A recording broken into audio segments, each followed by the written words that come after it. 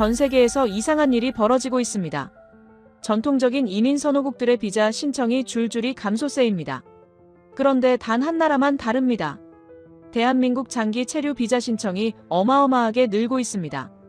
전 세계 이민 시장이 얼어붙는데 왜 한국만 불타오를까요? 글로벌 이민 전문가들이 경악했습니다. 그 충격적인 진실, 지금 공개됩니다. 한국 최고라고 댓글을 남겨주세요. 여러분의 구독과 좋아요는 아주 큰 힘이 됩니다. 토요일 오후 2시, 인천공항 입국장 앞은 평소와 달랐습니다. 저는 슈미트 패밀리라고 적힌 피켓을 들고 서 있었어요. 독일에서 오는 신입생 가족 픽업이었죠. 12년째 국제학교 입학 상담사로 일하는 저 에밀리 박에게는 익숙한 일이었습니다. 그런데 뭔가 이상했어요. 입국장 문이 열릴 때마다 유럽 가족들이 쏟아져 나왔습니다. 한 가족, 두 가족, 세 가족. 대형 캐리어를 끄는 부모들, 피곤한 표정의 아이들. 프랑스어가 들렸고 독일어가 들렸고 영어로 대화하는 영국 가족도 보였어요. 제 옆에서 한 프랑스 가족이 멈춰 섰습니다. 9살쯤 되어 보이는 딸이 엄마에게 물었어요. 엄마, 여기가 서울이야? 응, 드디어 도착했어. 진짜 안전해? 그럼. 언니 말로는 밤에도 혼자 다닐 수 있대. 딸아이의 얼굴이 환해졌습니다. 어머니가 딸의 머리를 쓰다듬으며 말했어요. 레아야, 이제 무서워하지 않아도 돼. 저는 그 가족이 멀어지는 걸 보면서 가슴이 뭉클했습니다. 무서워하지 않아도 되는 곳. 그게 이 가족이 지구 반대편까지 온 이유였나 봅니다. 슈미트 패밀리. 독일 가족이 손을 들었습니다. 40대 중반 부부와 두 아이. 피곤해 보였지만 표정은 밝았어요. 안녕하세요, 에밀리 박입니다. 반가워요. 저는 마르쿠스고 제 아내 안나예요. 악수를 나누는데 뒤에서 또 가족들이 나오고 있었어요. 모두 유럽인으로 보였습니다. 오늘 비행기에 유럽 승객이 많았나 봐요. 마르쿠스가 웃었습니다. 저희 비행기요? 프랑크푸르트발이었는데 승객 절반이 한국 이주하는 가족들이었어요. 이주요? 네, 1년에서 2년요. 다들 비슷한 이유더라고요. 아이들 때문에. 차로 가는 길에 저는 물었습니다. 남편분은 한국 지사로 발령받으신 건가요? 아니요, 베를린 본사에서 계속 일해요. 재택으로요. 그럼 새 직장을 구하신 거예요? 그것도 아니에요. 회사 설득해서 1년 재택 승인받았어요. 저는 핸들을 잡은 채 잠시 말을 잃었습니다. 왜? 한국이었나요? 뒷좌석에서 안나가 말했습니다. 딸이 베를린에서 학교 갈 때마다 불안해했어요. 학교 앞에서 수상한 거래받고 친구 하나는 협박당했대요. 더 이상은 못 키우겠더라고요. 한국이 계속 나오더라고요. 안전하다고. 처음엔 안 믿었어요. 근데 데이터 보니까 사실이더라고요. 뒷좌석 딸 소피의 목소리가 들렸습니다. 엄마, 여기서는 정말 혼자 학교 가도 돼? 그럼 소피야. 한국 애들은 다 그렇게 한대. 와, 나도 할 수 있을까? 할 수 있어. 무서워하지 않아도 돼. 백미러로 소피를 봤어요. 10살 아이의 얼굴에 희망이 보였습니다. 호텔에 가족을 내려주고 돌아오는 길, 저는 다시 공항을 지나갔습니다. 입국장은 여전히 붐볐어요. 유럽 가족들이 계속 나오고 있었습니다. 신호대기 중에 휴대폰으로 이메일을 확인했어요. 주말인데도 새 입학 문의가 5건. 프랑스 2건, 영국 2건, 스웨덴 1건. 모두 같은 문구로 시작했습니다. 1년 체류 비자를 받았습니다. 입학 가능한가요? 차를 몰면서 생각했어요. 오늘 본 광경들. 공항을 가득 채운 유럽 가족들. 큰 캐리어들. 설레는 아이들. 안도하는 부모들. 이건 관광이 아니었습니다. 출장도 아니었어요. 이건 이주였습니다. 안전을 찾아 떠나는. 그리고 그들이 선택한 곳은 서울이었습니다. 집에 도착해서도 그 생각이 머릿속을 떠나지 않았어요. 12년 동안 이 일을 했지만 오늘 같은 광경은 처음이었습니다. 뭔가 큰 변화가 일어나고 있었습니다. 월요일 아침. 사무실 문을 열자마자 저는 컴퓨터 앞으로 달려갔습니다. 주말 내내 머릿속을 떠나지 않았거든요. 인천공항에서 본 그 많은 유럽 가족들. 입학관리 시스템에 로그인하고 대기자 명단을 열었습니다. 로딩되는 동안 심장이 빨리 뛰었어요. 화면에 숫자가 떴습니다. 203명. 저는 의자 등받이에 몸을 기댔습니다. 작년 이맘때가 41명이었어요. 1년 만에 5배였습니다. 국적별로 정렬 버튼을 눌렀습니다. 목록이 재배열되면서 숫자들이 보였어요. 프랑스 26가구, 독일 21가구, 영국 19가구, 스페인 12가구, 이탈리아 9가구, 네덜란드 6가구, 스웨덴 4가구, 유럽 국적만 97명이었습니다. 전체의 거의 절반이었어요. 12년 동안 우리 학교는 일본, 미국, 중국 주재원 자녀가 주류였습니다. 작년만 해도 일본이 30%, 미국이 25%, 중국이 20%였어요. 유럽은 고작 10%였죠. 203명의 파일을 하나씩 열어보기 시작했습니다. 첫 번째, 프랑스 가족. 아버지 직업 파리 소재 핀테크 기업 개발자. 한국 근무지 없음. 비고 본사 재택 근무 승인. 두 번째, 독일 가족. 아버지 직업 뮌헨 소재 자동차 부품 회사 디자이너. 한국 근무지 없음. 비고 리모트 워크 1년. 세 번째, 영국 가족. 아버지 직업 런던 금융 컨설팅 펌 애널리스트. 한국 근무지 없음. 비고 재택 근무 승인. 10개를 연속으로 열어봤습니다. 전부 똑같았어요. 주재원이 하나도 없었습니다. 한국지사 발령도 이직도 아니었어요. 모두 본국 회사를 유지한 채 재택으로 일하면서 한국에 온다는 거였습니다. 체류 목적란을 봤습니다. 자녀 안전한 교육 환경, 생활 환경 개선, 안전한 통학로, 치안 안정 지역 거주, 자녀 정서 안정을 위한 환경 변화. 모든 문장에 안전이라는 단어가 들어가 있었습니다. 전화벨이 울렸습니다. 발신자 표시에 국제전화 표시. 국가 코드 33번. 프랑스였어요. 안녕하세요. 강남국제학교입니다. 여보세요. 제 이름은 이자벨이고요. 지금 파리에서 전화하고 있어요. 목소리가 떨리고 있었습니다. 제 딸 둘을 내년 3월에 입학시키고 싶은데요. 상담 가능할까요? 네, 물론이죠. 남편분이 한국지사로 발령받으신 건가요? 아니요, 남편은 파리 회사에서 계속 일해요. 재택으로요. 또였습니다. 저는 펜을 들며 물었어요. 그럼 특별히 한국을 선택하신 이유가 있으신가요? 전화 너머로 한숨 소리가 들렸습니다. 그리고 이자벨이 말하기 시작했어요. 제 큰딸 레아가 작년 가을에 학교 가다가 소매치기를 당했어요. 아니, 당할 뻔했어요. 오후 4시였어요. 해가 있을 시간이었죠. 누가 레아 가방을 잡아당겼대요. 레아가 놓지 않으니까 더 세게 잡아당겼고요. 레아가 소리 질렀고 주변 사람들이 쳐다보니까 그 사람이 도망갔어요. 이자벨의 목소리가 더 떨렸습니다. 레아가 그날 밤부터 잠을 못 잤어요.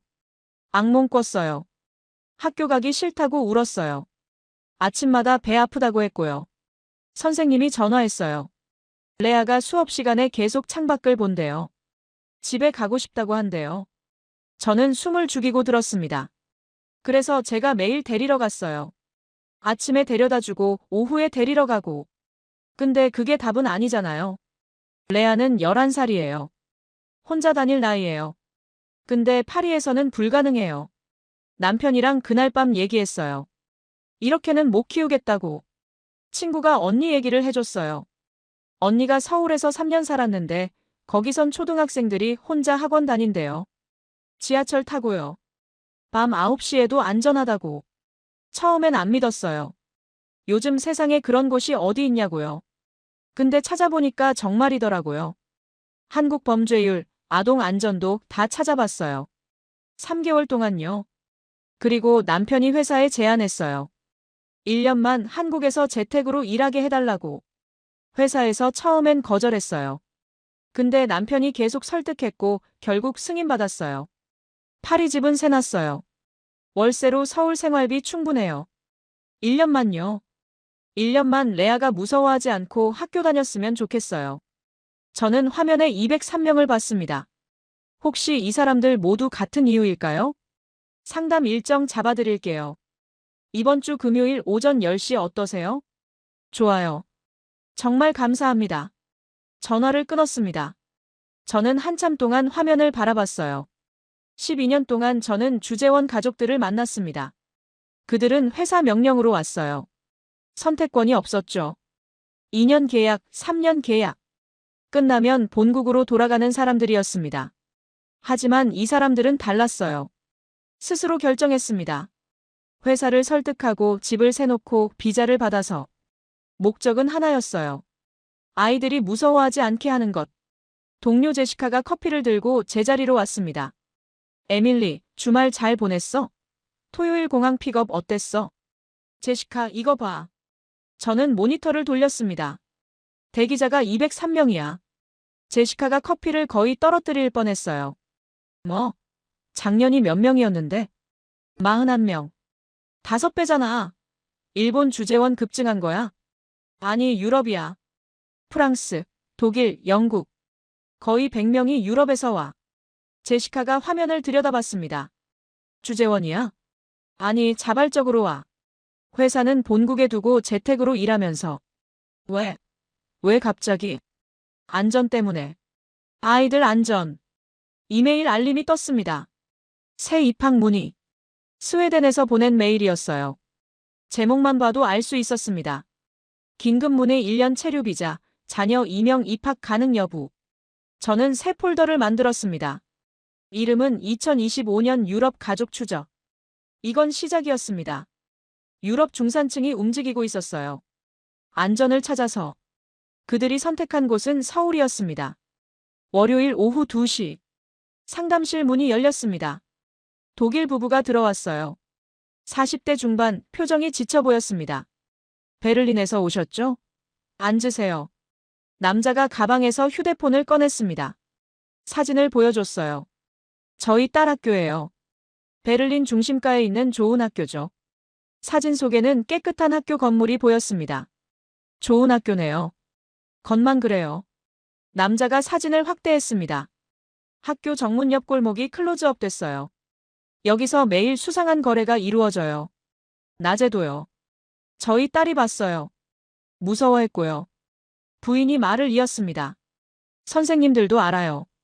학부모들이 항의했지만 소용없어요. 경찰 불러도 금방 다시 와요.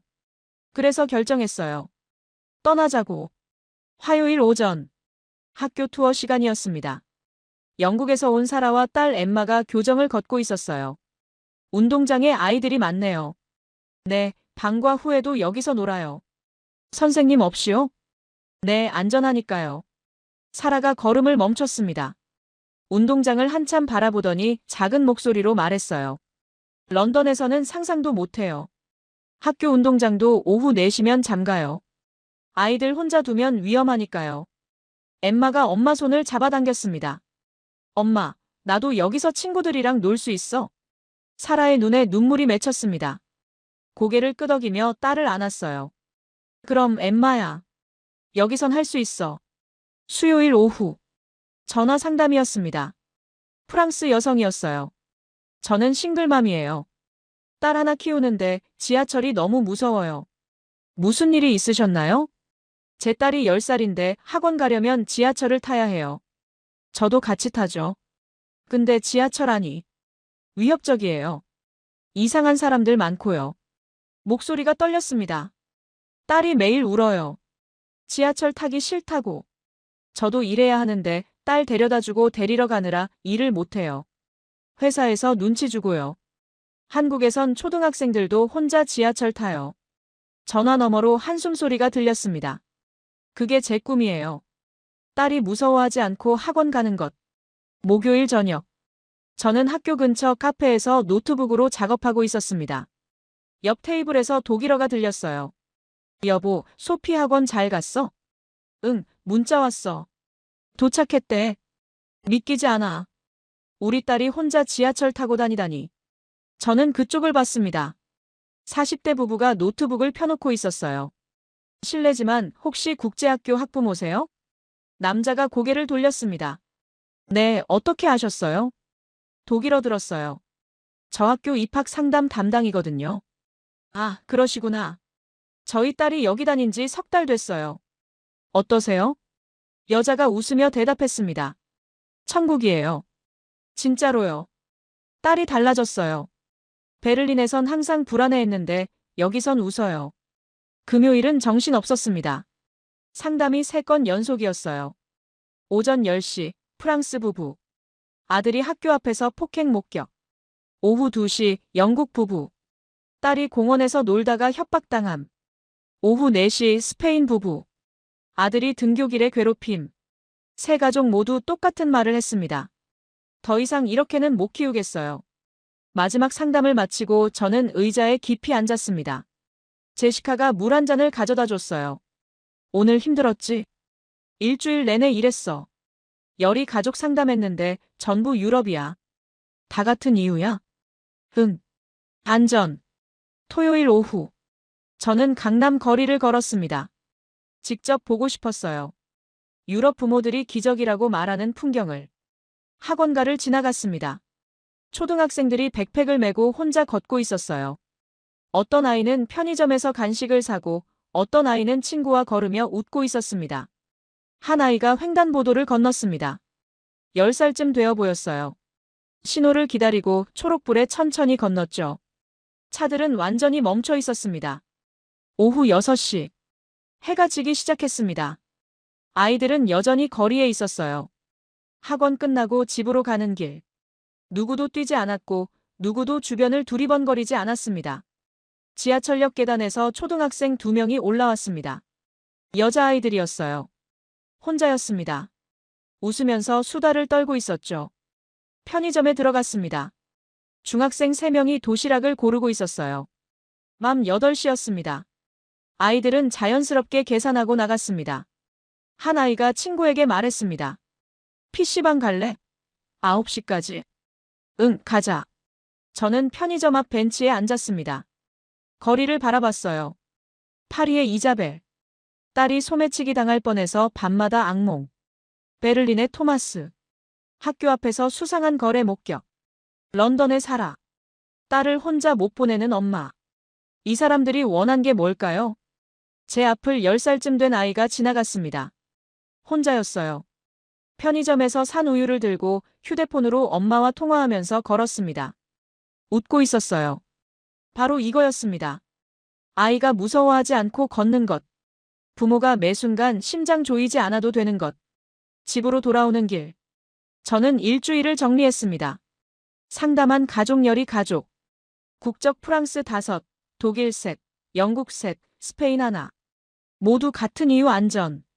모두 같은 계획 1년 체류, 연장 의향 높음. 패턴이 명확했습니다.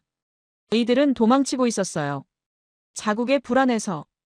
피난처로 선택한 곳은 서울이었습니다. 그리고 제가 오늘 거리에서 본 풍경. 그게 답이었습니다. 10살 아이가 밤 8시에 혼자 편의점 가는 도시. 중학생이 밤 9시까지 PC방 가는 도시. 부모가 걱정하지 않아도 되는 도시. 유럽에서는 사라진 풍경이었습니다. 한국에서는 당연한 일상이었고요.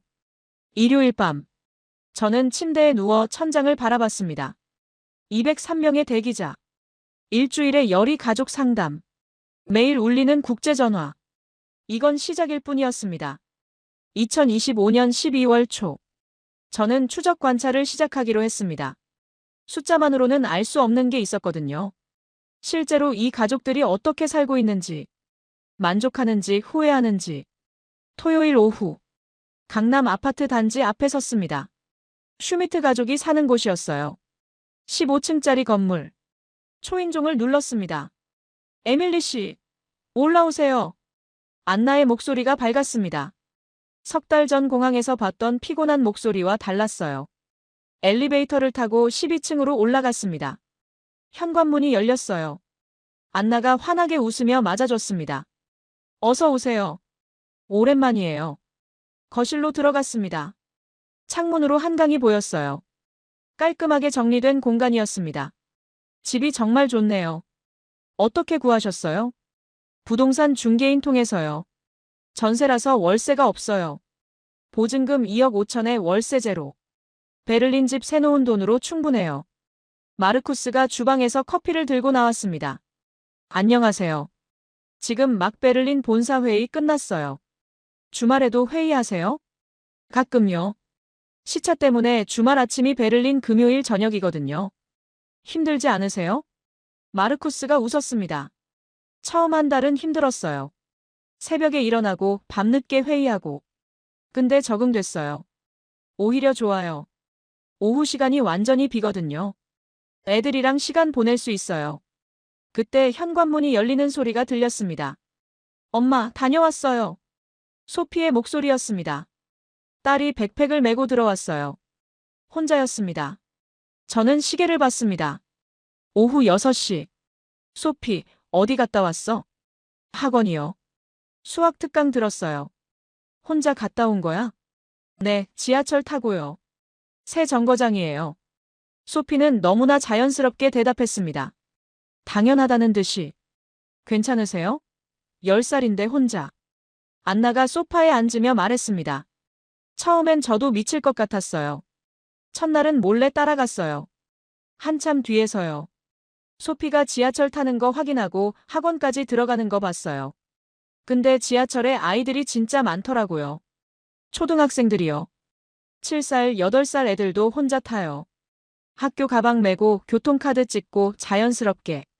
소피가 거실로 와서 앉았습니다. 처음엔 나도 무서웠어요. 근데 다른 애들 보니까 괜찮더라고요. 다들 혼자 다녀요. 베를린에서는요? 소피의 얼굴이 어두워졌습니다. 베를린에서는 엄마가 항상 같이 갔어요. 학교 갈 때도 학원 갈 때도. 혼자는 무서워서 못 다녔어요. 안나가 딸을 보며 말했습니다. 베를린에서 소피는 항상 긴장했어요. 길 가다가 뒤돌아보고 가방 꽉 쥐고. 저도 계속 주변 살폈고요. 그게 일상이었어요. 지금은요? 지금은 친구들이랑 수다 떨면서 걸어요. 웃으면서요. 소피가 일어나며 말했습니다. 엄마, 나 편의점 다녀올게요. 아이스크림 사 먹고 싶어요. 저는 깜짝 놀랐습니다. 밖이 어두웠거든요. 지금요? 벌써 어두운데. 괜찮아요. 바로 아래층에 있어요. 1분이면 다녀와요. 소피는 신발을 신고 나갔습니다. 현관문이 닫혔어요. 저는 안나를 봤습니다. 정말 괜찮으세요? 안나가 창문으로 갔습니다. 아래를 내려다보며 말했어요. 처음에는 심장이 쿵쾅거렸어요. 소피가 문 나서면 휴대폰 붙잡고 있었죠. 위치 추적 앱 열어놓고 1분마다 확인하고. 근데 한 달 지나니까 알겠더라고요. 다른 한국 엄마들 보면 아무도 걱정 안 해요. 아이들 혼자 편의점 보내고 학원 보내고 친구 집 보내고. 그게 정상이에요. 마르쿠스가 덧붙였습니다. 독일 친구들한테 영상통화로 보여줬어요. 소피가 밤 8시에 혼자 편의점 가는 거요. 다들 충격받더라고요. 미쳤냐고, 위험하지 않냐고. 뭐라고 하셨어요? 여기선 정상이라고 했죠. 그랬더니 한 친구가 조용히 말하더라고요. 부럽다고. 5분 후 소피가 돌아왔습니다. 아이스크림을 들고 웃으면서. 다녀왔어요. 소피는 소파에 앉아 아이스크림을 먹기 시작했어요. 너무나 평범한 모습이었습니다. 저는 안나에게 물었습니다. 3달 살아보니 어때요? 후회는 안 하세요? 안나와 마르쿠스가 동시에 고개를 저었습니다. 전혀요. 오히려 더 일찍 올 걸 그랬어요. 안나가 말을 이어갔습니다.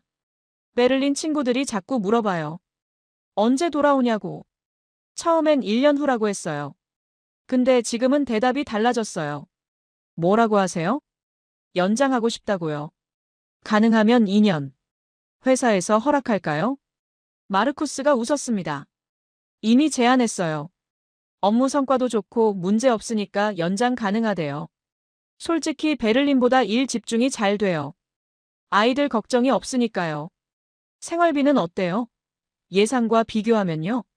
안나가 답했습니다. 예상보다 저렴해요. 외식이 베를린 절반이고 대중교통은 진짜 싸고 병원비는 더 싸요. 지난주에 소피가 감기 걸렸는데 병원 갔더니 당일 진료에 2만 원이었어요. 베를린이었으면요? 예약이 일주일 후였을 거예요. 그것도 운이 좋으면요. 소피가 아이스크림을 다 먹고 방으로 갔습니다. 문이 닫혔어요. 안나가 작은 목소리로 말했습니다. 베를린에서 소피는 친구가 거의 없었어요.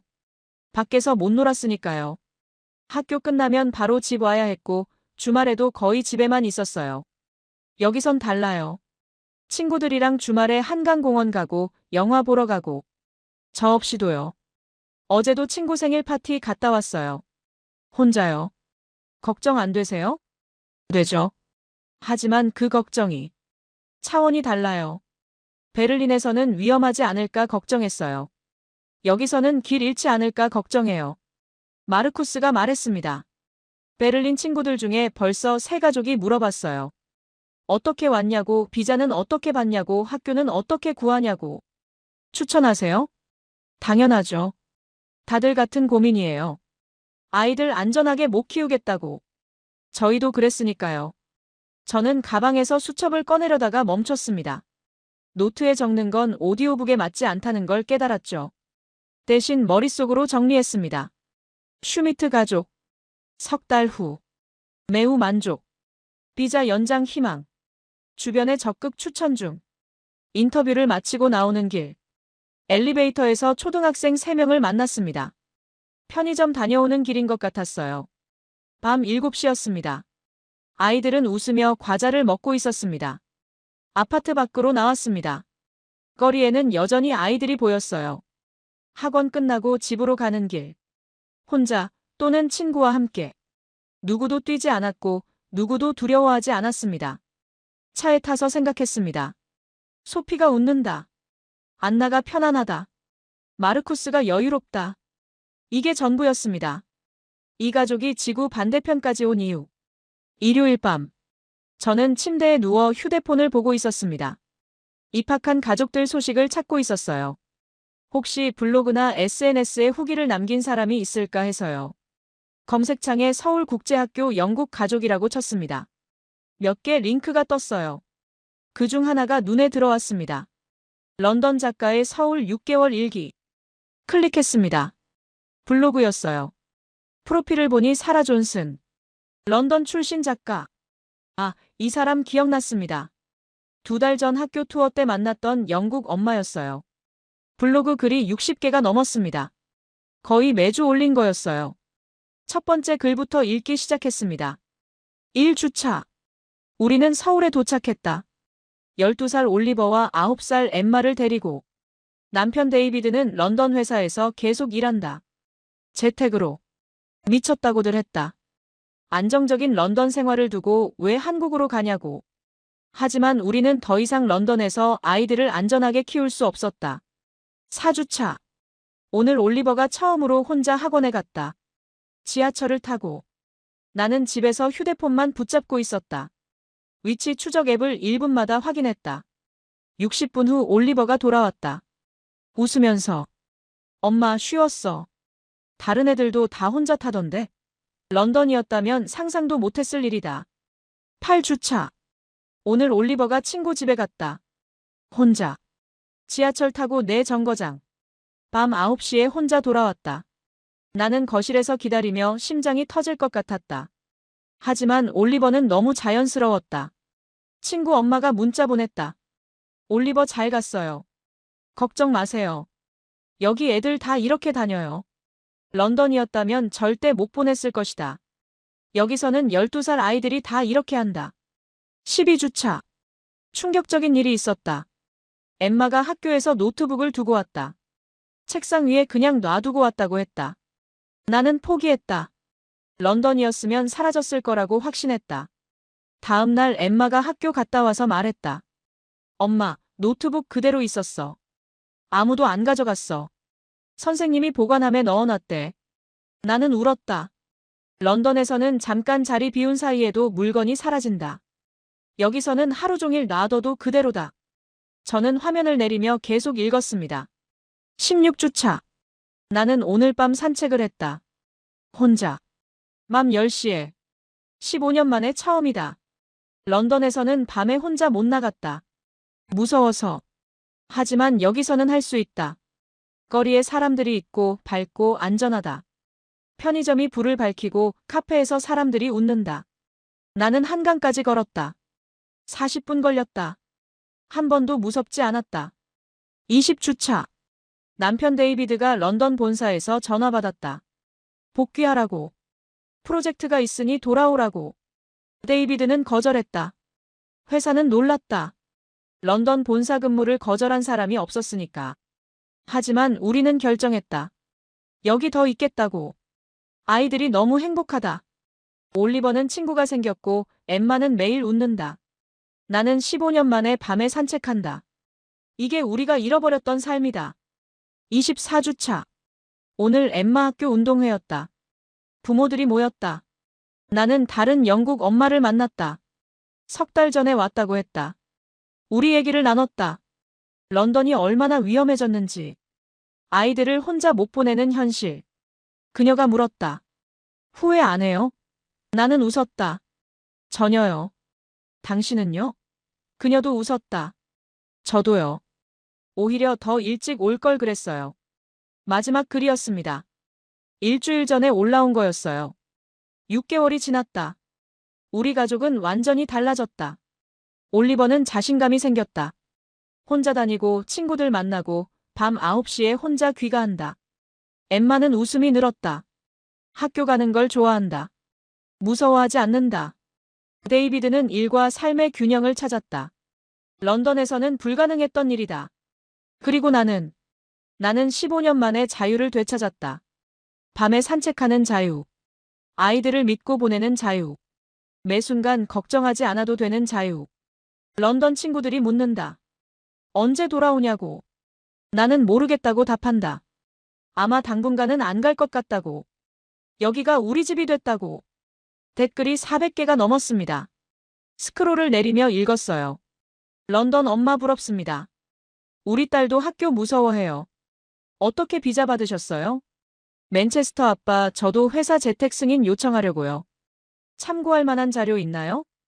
버밍엄 엄마 블로그 처음부터 다 읽었어요. 울었어요. 우리 아들도 밤에 못 나가요. 한국 정말 그렇게 안전한가요? 에든버러 엄마 남편이랑 진지하게 고민 중이에요. 이 글 보니까 결심이 서네요. 저는 사라에게 메시지를 보냈습니다. 안녕하세요, 사라 씨. 저는 국제학교 입학 상담사 에밀리 박이에요. 블로그 잘 봤습니다. 혹시 인터뷰 가능할까요? 다음 날 아침. 답장이 와 있었습니다. 물론이죠. 언제든 환영합니다. 화요일 오후. 저는 사라의 집을 방문했습니다. 서초동 아파트였어요. 들어오세요. 커피 드릴게요. 사라는 40대 후반으로 보였습니다. 편안한 표정이었어요. 블로그 반응이 대단하던데요? 네, 놀랐어요. 영국에서 연락이 엄청 와요. 다들 어떻게 왔냐고, 어떻게 사냐고 물어봐요. 많이 추천하세요? 네. 솔직히 런던에 있는 친구들 거의 다 얘기했어요. 한국 고려해보라고. 특히 아이 있는 친구들한테요. 그때 현관문이 열렸습니다. 올리버가 들어왔어요. 12살 소년. 백팩을 메고 있었습니다. 엄마, 다녀왔어. 학원 어땠어? 좋았어. 수학시험 100점 받았어. 올리버는 부엌으로 가서 냉장고를 열었습니다. 우유를 꺼내 마시고는 방으로 들어갔어요. 너무나 자연스러운 모습이었습니다. 혼자 갔다 온 거죠? 네. 요즘은 친구랑 같이 다녀요. 둘이서 지하철 타고요. 런던에서는요? 사라의 표정이 어두워졌습니다. 런던에서 올리버는 항상 저랑 같이 다녔어요. 12살인데도요. 혼자 보내면 불안해서 못 견뎠어요. 지금은 편하세요? 처음 2달은 지옥이었어요. 올리버 나갈 때마다 심장이 쿵쿵거렸죠. 근데 지금은 익숙해졌어요. 다른 한국 엄마들 보면 아무도 걱정 안 하잖아요. 그게 정상이더라고요. 블로그에 밤 산책 얘기 많이 나오던데요. 사라가 웃었습니다. 런던에서 15년 살면서 밤에 혼자 나가본 적이 없어요. 무서워서요. 근데 여기서는 매일 밤 산책해요. 한강까지 왕복 1시간. 한 번도 무섭지 않았어요. 남편분은 어때요? 회사 복귀 요청 거절하셨다고요? 데이비드요? 전혀 후회 안 해요. 오히려 런던보다 일이 잘 돼요. 아이들 걱정이 없으니까 집중이 되는 거죠. 비자 연장 계획 있으세요? 당연하죠. 가능하면 계속 있고 싶어요. 올리버 고등학교도 여기서 보내고 싶고요. 사라가 창밖을 봤습니다. 런던 친구들이 저보고 미쳤대요. 안정적인 삶 버리고 왜 한국 가냐고. 근데 그 친구들 목소리 들으면 알아요. 부러워하는 거요. 자기들도 오고 싶은 거예요. 그냥 용기가 없는 거죠. 인터뷰를 마치고 나오는 길. 저는 사라의 블로그를 다시 열었습니다. 댓글이 100개 더 늘어 있었어요. 모두 같은 내용이었습니다. 부럽다. 나도 가고 싶다. 어떻게 하면 되냐고. 변화가 일어나고 있었습니다.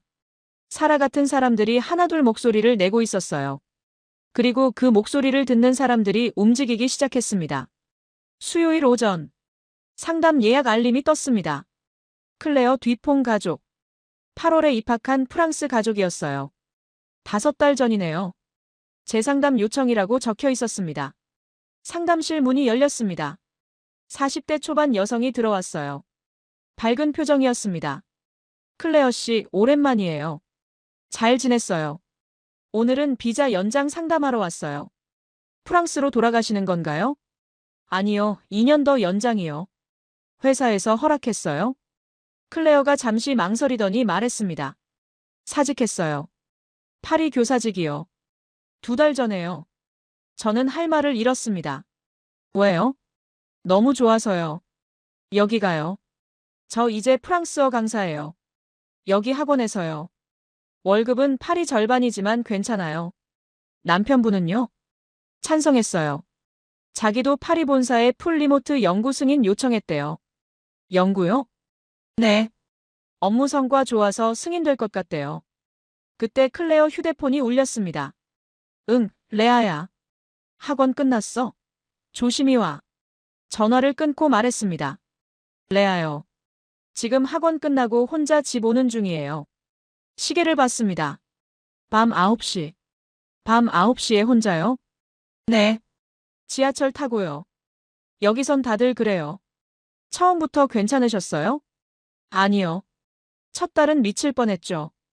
위치 추적 앱 1분마다 확인하고. 근데 다른 한국 엄마들 보니까 아무도 안 그러더라고요. 레아 친구 엄마가 그러더라고요. 왜 그렇게 걱정하냐고. 여기 애들 밤 10시에도 혼자 다닌다고. 그때 깨달았어요. 내가 이상한 게 아니라 파리가 이상한 거였구나. 클레어가 휴대폰 사진을 보여줬습니다. 7살쯤 되는 남자아이가 편의점 앞에서 웃고 있었어요. 제 아들 리카예요. 7살인데 어제 혼자 편의점 갔다 왔어요. 우유 사러요. 7살이요? 네. 아파트 바로 아래층이에요. 한국 엄마들이 그러더라고요. 그 나이면 다 혼자 심부름 다닌다고. 처음엔 안 믿었는데 정말이더라고요. 남편분 연봉은요? 재택 협상하면서 삭감됐다고 하셨잖아요. 10% 깎였어요. 근데 오히려 저축이 늘었어요. 어떻게요? 파리 월세가 2,500유로였어요. 여기는 전세라 월세 없어요. 그것만 연 3만 유로 절약이죠. 식비는 절반이고 의료비는 거의 안 들고. 계산해보니까 연봉 10% 깎여도 파리보다 월 1,000유로 더 저축돼요. 클레어가 창밖을 봤습니다. 파리 친구들이 저보고 미쳤대요. 안정적인 교사직 버렸다고. 근데 전혀 후회 안 해요. 왜요? 레아가 웃어요. 매일요. 파리에서는 일주일에 한 번 웃으면 다행이었어요. 불안해하고 무서워하고 악몽 꾸고. 근데 여기 와서 완전히 달라졌어요. 그게 제일 중요해요. 돈보다 직업보다. 휴대폰이 울렸습니다. 문자였어요. 엄마, 집 앞 도착. 지금 올라가. 레아가 보낸 문자였습니다. 10분 후면 집 도착이에요. 밤 9시 10분에 11살 딸이 혼자 지하철 타고 귀가해요. 파리에서는 꿈도 못 꿀 일이죠. 클레어가 일어서며 말했습니다. 비자 2년 연장 도와주실 수 있죠? 물론이죠. 그리고 가능하면 그 이후에도 계속 있고 싶어요. 레아가 여기서 고등학교 졸업할 때까지는요. 엘리베이터 문이 닫히는 걸 보면서 저는 생각했어요. 1년 계획이 2년이 되고 2년이 연구가 되고 있었습니다. 교사직을 사직하고 연봉 삭감을 받아들이면서도 만족하는 사람들. 왜요? 아이가 웃어서요. 슈미트 가족. 2년 연장. 사라 가족. 계속 체류. 클레어 가족. 복귀 계획 없음. 1년으로 온 사람들이 정착하고 있었습니다. 2026년 1월. 새해가 시작됐습니다. 저는 지난 5개월간 추적한 데이터를 정리하고 있었어요. 입학한 50가족의 현황이었습니다. 엑셀 파일을 열었습니다. 국적, 체류 기간, 만족도, 비자 연장 여부. 하나씩 입력했던 데이터들이 숫자로 나타났어요. 비자 연장한 가족 50가족 중 39가족, 78%였습니다. 본국으로 돌아간 가족 11가족. 그중 9가족은 부모 간병이나 가족 문제 때문이었어요. 한국이 싫어서 돌아간 가족은 단 2가족뿐이었습니다. 만족도를 물었을 때 평균 점수 10점 만점에 9점이. 재정 상태는 어떤가 물었을 때 83%가 본국보다 저축이 늘었다고 답했습니다. 가장 만족하는 요소를 물었을 때 100%가 아이들 안전이라고 답했어요. 94%가 의료 접근성, 91%가 생활 인프라, 87%가 대중교통이라고 했습니다. 숫자는 거짓말하지 않았습니다. 목요일 오전, 저는 출입국 관리사무소를 방문했습니다. 정확한 비자 데이터가 필요했거든요. 민원실에서 담당자를 만났습니다. 40대 중반 남자 공무원이었어요. 유럽 국적 장기 체류 비자 통계 좀 볼 수 있을까요? 무슨 용도로요? 저희 학교 입학 추세 분석이요. 요즘 유럽 가족이 급증해서요. 담당자가 컴퓨터를 두드렸습니다. 화면을 돌려 보여줬어요. 2024년 전체 유럽 국적 장기 체류 비자 발급 423건. 2025년 1861건. 저는 숨을 멈췄습니다. 440% 증가잖아요. 네. 저희도 놀랐어요. 특히 하반기부터 폭증했죠. 주요 국적은요? 프랑스가 제일 많아요. 520건. 독일이 490건, 영국이 410건. 스페인, 이탈리아, 네덜란드 순이고요. 비자 종류는요? D10 비자가 30%, F27이 45%, 나머지가 기타 장기 체류예요. 체류 사유는요? 담당자가 다른 파일을 열었습니다. 삶의 질 개선이 62%, 자녀 교육이 28%, 의료 접근성이 7%, 기타가 3%예요. 삶의 질 개선이 62%요? 네. 구체적으로는 치안 안전, 생활 편애, 이런 거죠. 담당자가 화면을 내리며 말했습니다. 올해는 더 늘어날 것 같아요. 1월 첫 2주만 벌써 200건 넘게 접수됐거든요. 200건이요? 2주 만에요? 네. 대부분 가족 단위고 1년에서 2년 체류 계획이에요. 사무소를 나오며 저는 휴대폰 메모장에 적었습니다. 2025년 유럽 장기 체류 비자 1861건. 전년 대비 440% 증가. 2026년 1월 2주 200건 초과. 이건 트렌드가 아니었습니다. 2주의 시작이었어요. 금요일 오후. 저는 직원회의에서 발표했습니다. 학교 이사장과 교장 선생님, 입학 담당 직원들이 모였어요. 지난 5개월간 추적한 데이터입니다. 화면에 그래프를 띄웠습니다. 입학 대기자 작년 41명에서 올해 203명.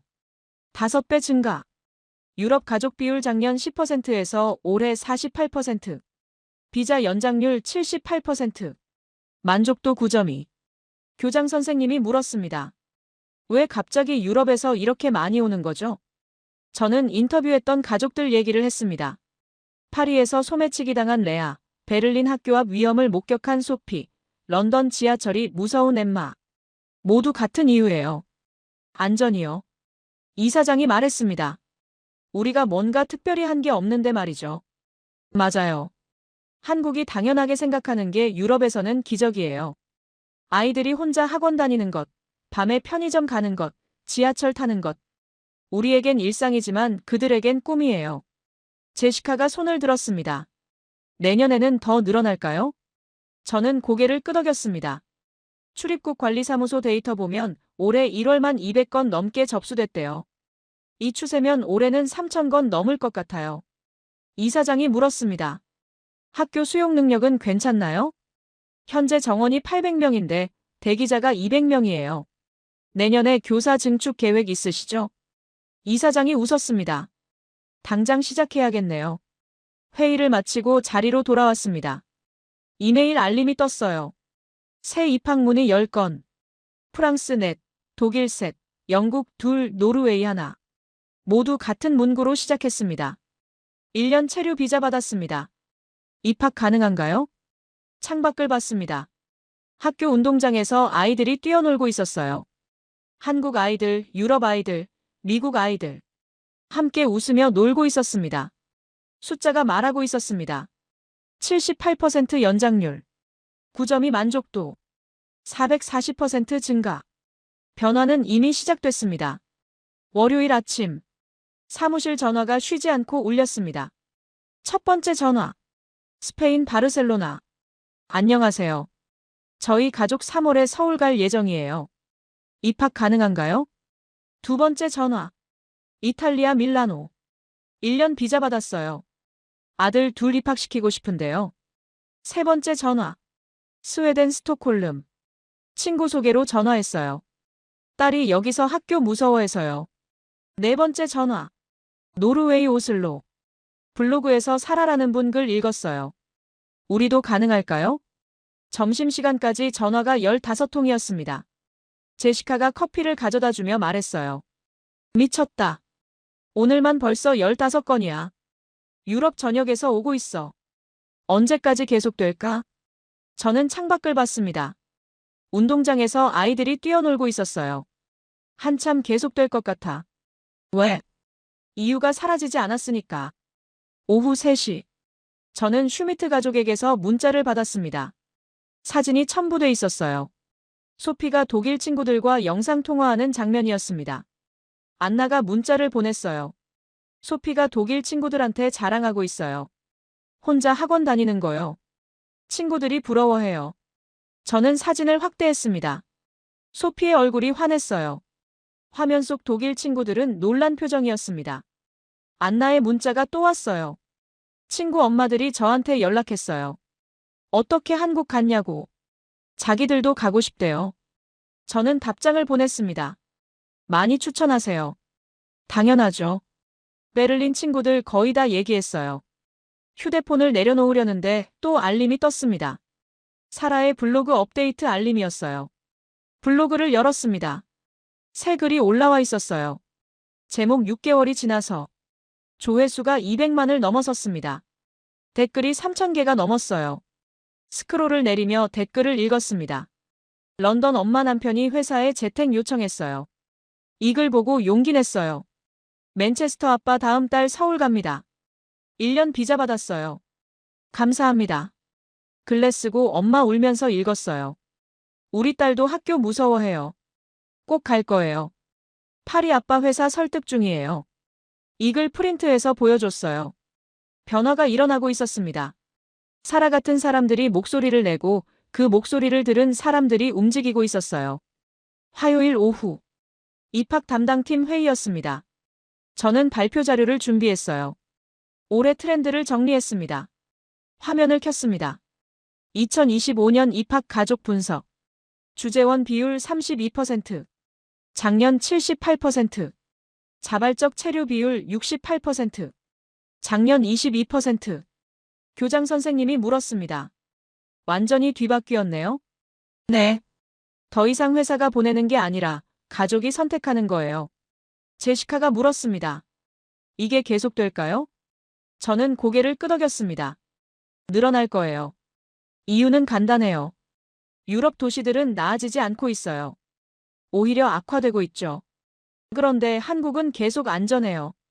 여기 온 가족들이 SNS에, 블로그에, 친구들한테 얘기해요. 그 얘기 들은 사람들이 오고 있어요. 연쇄 반응이죠. 이사장이 말했습니다. 우리가 특별히 뭘 한 것도 없는데 말이죠. 그게 포인트예요. 한국이 당연하게 생각하는 게 유럽에서는 기적이에요. 회의를 마치고 자리로 돌아왔습니다. 이메일이 20통 와 있었어요. 전부 입학 문의였습니다. 프랑스, 독일, 영국, 스페인, 이탈리아, 네덜란드, 벨기에, 스웨덴, 노르웨이, 덴마크. 유럽 전역이었습니다. 목요일 오후.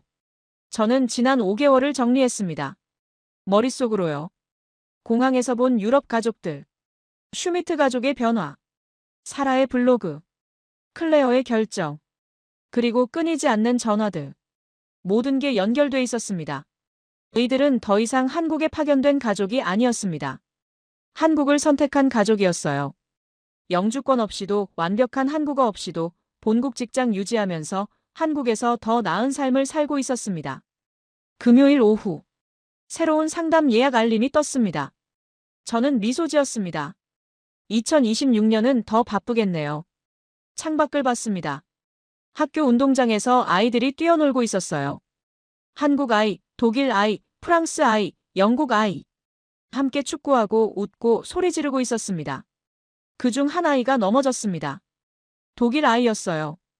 옆에 있던 한국 아이가 손을 내밀었습니다. 일으켜주고 괜찮냐고 물었나 봐요. 독일 아이가 웃으며 고개를 끄덕였습니다. 다시 뛰기 시작했습니다. 함께요. 그 모습을 보면서 저는 생각했습니다. 이게 답이구나. 아이들이 무서워하지 않고 뛰어노는 것. 부모들이 걱정하지 않아도 되는 것. 서로 다른 나라에서 왔지만 함께 웃을 수 있는 것.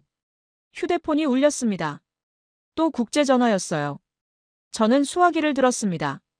안녕하세요. 강남국제학교입니다. 전화 너머로 프랑스 억양이 들렸습니다. 안녕하세요. 저는 파리에서 전화하고 있어요. 친구 소개로 연락했는데요. 저는 노트북을 열고 새 파일을 만들었습니다. 2026년 입학 상담. 이야기는 계속되고 있었습니다.